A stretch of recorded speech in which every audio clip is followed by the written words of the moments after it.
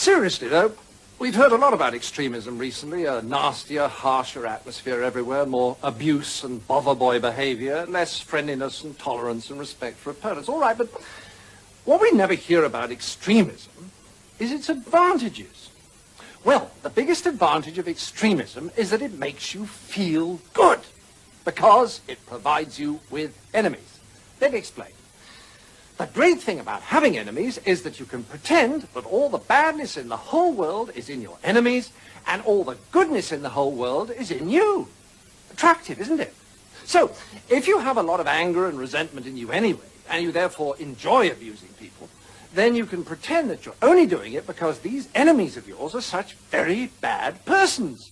And that if it wasn't for them, you'd actually be good-natured and courteous and rational all the time. So, if you want to feel good, become an extremist. Okay, now you have a choice. If you join the hard left, they'll give you their list of authorized enemies. Almost all kinds of authority, especially the police, the city, Americans, judges, multinational corporations, public schools, furriers, newspaper owners, fox hunters, generals, class traitors, and, of course, moderates.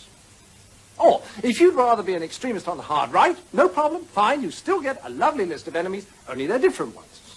Noisy minority groups, unions, Russia, weirdos, demonstrators, welfare sponges, meddlesome clergy, peaceniks, the BBC, strikers, social workers, communists, and, of course, moderates.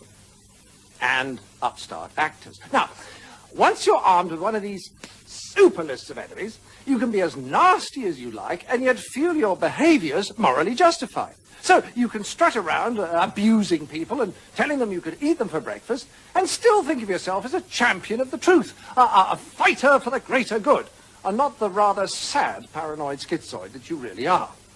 And all this explains what we've seen at party conferences. Everyone's sitting there looking grim and bored, and then a speaker gets up with real fire in his belly, as well as dyspepsia, and he says, "The other party really are the most awful bunch of rotters, the most left-wing or right-wing bunch there's ever been in this great country of ours, and it would be a disaster if they ever got into power, or held on to power. That's all, we must get into power, or hold on to power, but that's going to be a tremendous fight, a terrific struggle, and we can't relax and enjoy ourselves. No, we must struggle and fight and fight, and struggle and struggle and struggle, and fight against these enemies, and then struggle a little bit more at the end of that."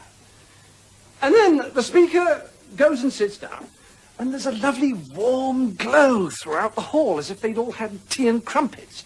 And everyone looks relaxed and happy and simply radiant with goodwill. Although, if the speaker had said, "We must all have lots of fun and be nice to each other and cooperate in solving problems," they'd probably have lynched him, or deselected him, or taken all his directorships away. Because attacking our enemies always makes us feel good and excited. In fact, just about the only disadvantage to extremism is that it can never solve problems. But then, solving problems is a real bore compared with hailing victory and swearing to smash capitalism and crush socialism and generally feeling good. I mean, solving problems involves frustrating things like listening to people with different views and learning from them.